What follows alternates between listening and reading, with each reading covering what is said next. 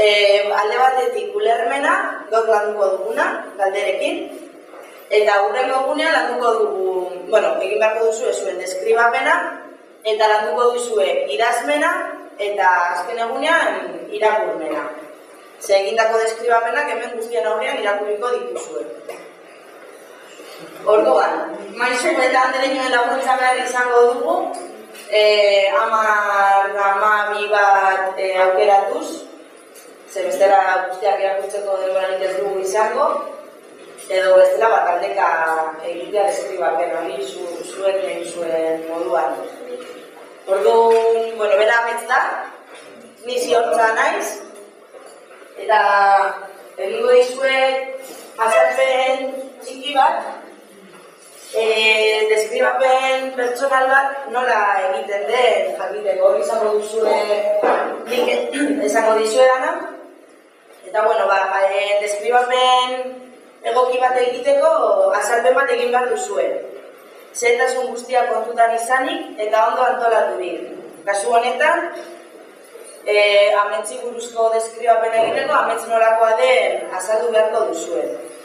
Galdera bota, guztiok hartu dezakezue esandakoa, galderak ez errepikatzeko eta informazioa guztiok izateko, bale? Naiz eta beste batek galdera egin. Orduan baizitasun izkatxo bat, bale?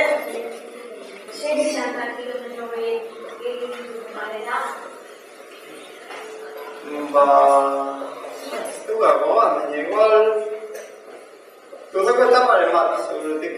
Tozeko etaparen bat degon da 25 kilometro karatu. Ez, orten bigarren egin dut, etapa baten, baina irabazi bat ez. Bizikletaren bat edo guztien bat gustatu zaizu? Pilo bat. Bai. Zortzio urtetik hasi nintzenetik banda, pilo bat bizikleta, pilo bat guztil.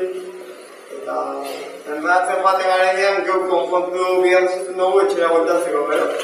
Eta beraina, egitzen dugu kotxe bat, mekaniko batekin, eta aldatzen dugu. Nola erantziak duzuetan zela? Lehen esan da bezala ez, musu handi bat egin da, gozari handi bat, energia aspekte, eta gero hau bez egiten dituen entrenamentu guztioi, kontrako dira ez. Gorputzei apiska entrenatuta daukagu, eta ezke hoitu egiten da, eta temporadan gai gara, eta paluso egiteko.